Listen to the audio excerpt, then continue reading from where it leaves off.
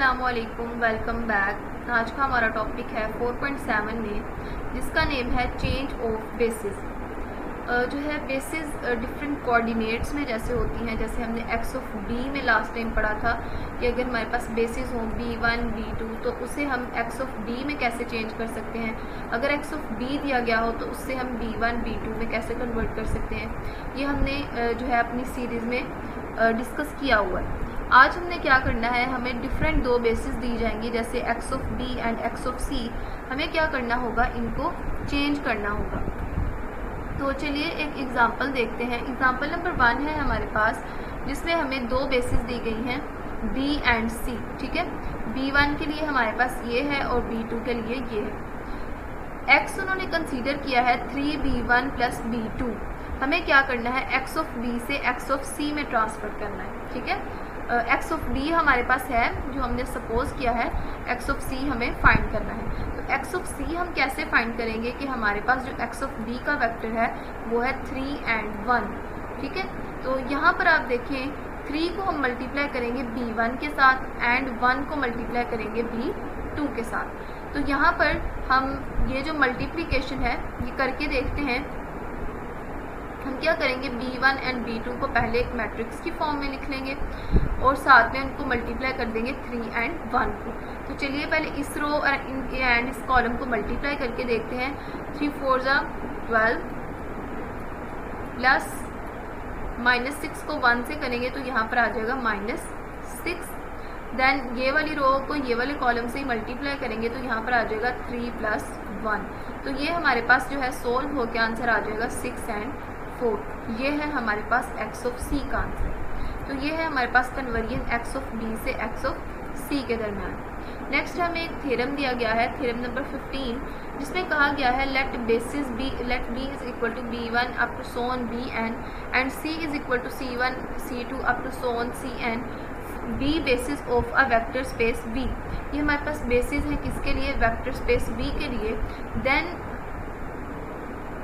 इसे रेज कर लूँ। Then there is a unique n by n matrix P of B to C such that। ठीक है, अगर हमारे पास दो बेसिस हैं B एंड C और हम क्या करें, उन दोनों का उनकी कन्वर्जन फाइंड करना चाहे, उनका चेंज फाइंड करना चाहे, B to C फाइंड करना चाहे, तो उससे हमारे पास एक यूनिक मैट्रिक्स आएगा। वो यूनिक मैट्रिक्स कैसे आएगा, यहाँ पर देखिए P to B to C, B1 को C, B2 C, B and C। ठीक है, ये आगे हम देखते भी हैं एक एग्जाम्पल की तरह सोल्व करके। लास्ट टाइम भी हमने देखा है कि जैसे ही हमने b1 फाइंड किया, b2 को एक मैट्रिक्स की फॉर्म में लिखा, उन्हें मल्टीप्लाई किया और फिर हमारे पास क्या आ गया था, b2c आ गया था। तो ये यही फॉर्म लिखा हुआ है कि एक मैट्रिक्स की फॉर्म में लिख देंगे b2c की तरफ जब चेंज हो रहा होगा।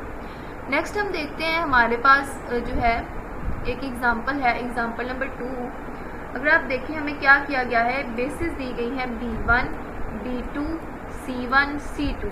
हमें फाइंड क्या करना है, हमें फाइंड करना है find the change of coordinate matrix b to c की तरफ मूव करना है। ठीक है, b से c की तरफ।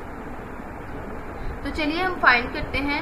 हमारे पास दो जो है हमने लिए हैं मैट्रिक्स वेक्टर्स लिए हैं x1 x2 and y1 y2।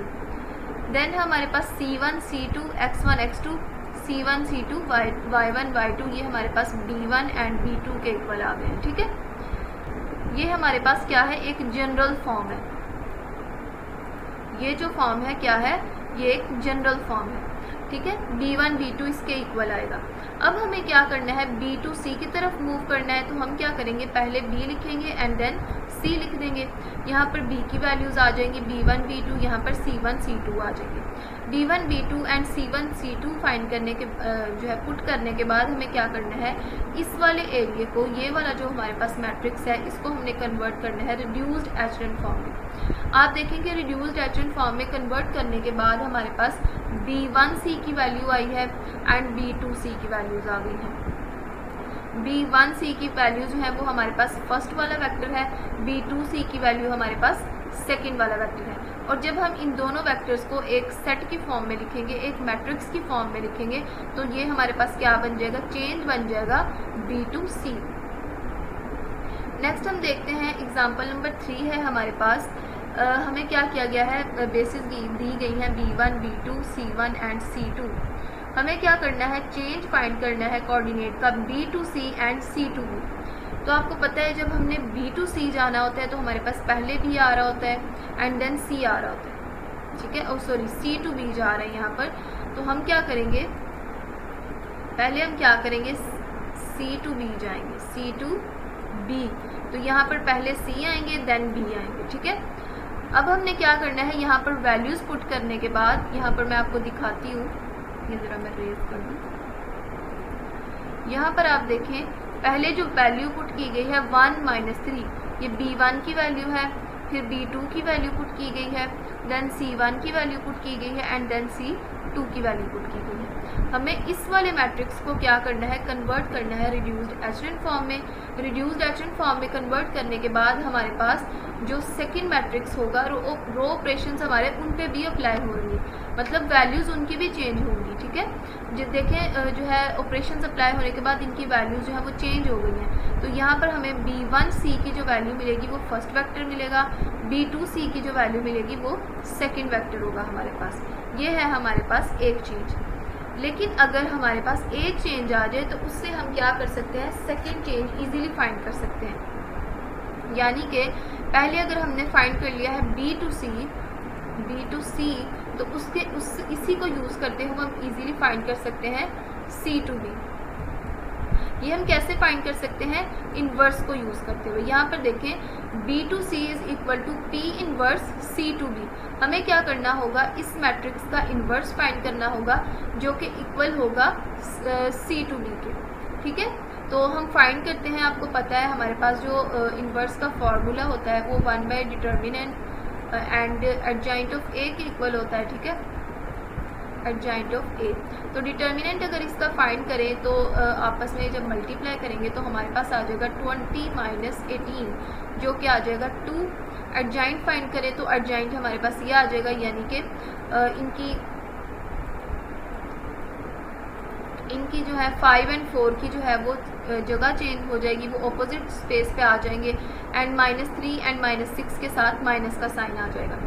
जब हम 2 को अंदर मल्टीप्लाई करेंगे, डिटर्मिनेंट को अंदर मल्टीप्लाई करेंगे तो हमारे पास ये मैट्रिक्स आ गया, ठीक है, जिसमें हमारे पास पहले हमने फाइंड किया था B to C, देन हमने क्या किया, उसका इन्वर्स फाइंड किया, इसमें से जो मैट्रिक्स हमें मिला उसका इन्वर्स फाइंड किया तो हमें क्या मिल गया, C to B।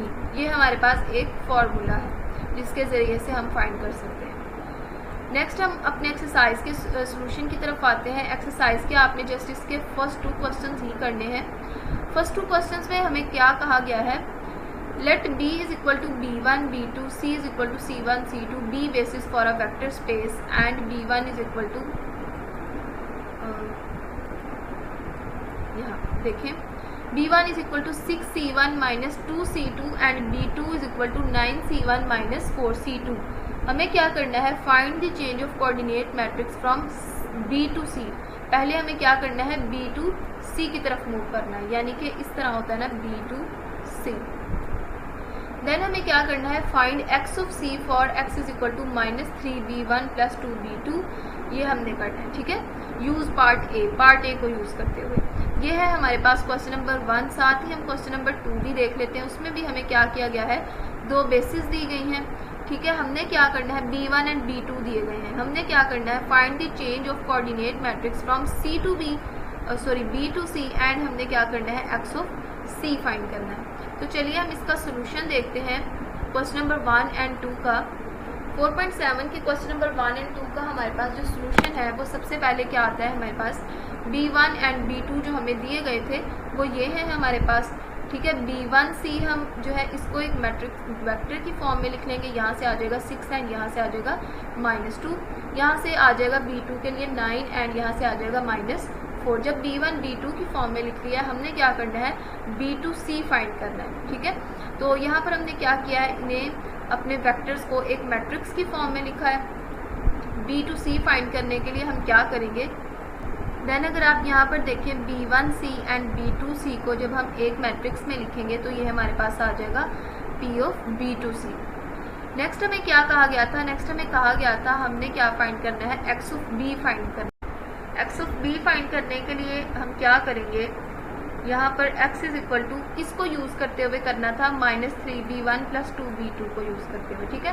तो यहाँ से हमारे पास फर्स्ट के लिए आ जाएगा, first element -3 and second element 2, इसे वेक्टर की फॉर्म में लिखेंगे। अब आपको पता है हमें क्या करना है, हमारे पास जो ऊपर मैट्रिक्स आया था उसको, उस मैट्रिक्स को हमने -3 इसके साथ मल्टीप्लाई करना है। मल्टीप्लाई करने के बाद ये जो हमारे पास वैल्यू आई है, ये है हमारे पास b2c की वैल्यू। ये था हमारे पास क्वेश्चन नंबर 1। क्वेश्चन नंबर 2 की तरफ मूव करते हैं। क्वेश्चन नंबर 2 में हमें कहा गया है b1 एंड b2 हमें दिए गए हैं, b1c एंड b2c हमारे पास ये बन चुके हैं। हमें क्या करना है, b2c के लिए जस्ट इन्हें एक मैट्रिक्स की फॉर्म में कन्वर्ट करना है, ठीक है। ये हमें एक ये वेक्टर था, एक ये वेक्टर था, हमने क्या करना है, इनको एक मैट्रिक्स की फॉर्म में कन्वर्ट करना है। ये हमारे पास हो जाएगा b2c। अब हमने क्या करना है, एक्स ऑफ बी फाइंड करना है। तो एक्स ऑफ बी फाइंड करने के लिए हम क्या करेंगे, एक एक्स हमें दिया गया था, x is equal to 5b1 + 3b2। X of B में कन्वर्ट करने के लिए हम ये यूज़ करेंगे जो कि है 5 एंड 3। जब हम मल्टीप्लाई करेंगे इनको b2c के लिए, हम पहले इस मैट्रिक्स को यूज़ करेंगे। ये मैट्रिक्स लिखा हमने, ये वाला वेक्टर लिखा 5 3, और हम इनको मल्टीप्लाई करेंगे। हमारे पास ये 10 एंड 11 आंसर आ गया है जो कि है हमारे पास एक्स ऑफ सी। ये है हमारे पास क्वेश्चन नंबर 1 एंड 2। इस एक्सरसाइज के हमने question number 1 and 2 he solve करने हैं। आई होप आपको समझ आ गई होगी। अगर वीडियो पसंद आए तो इसे लाइक ज़रूर कीजिएगा, शेयर ज़रूर कीजिएगा और चैनल को सब्सक्राइब ज़रूर कीजिएगा। Thank you so much. मिलते हैं नेक्स्ट वीडियो में, तब तक के लिए अल्लाह हाफिज़।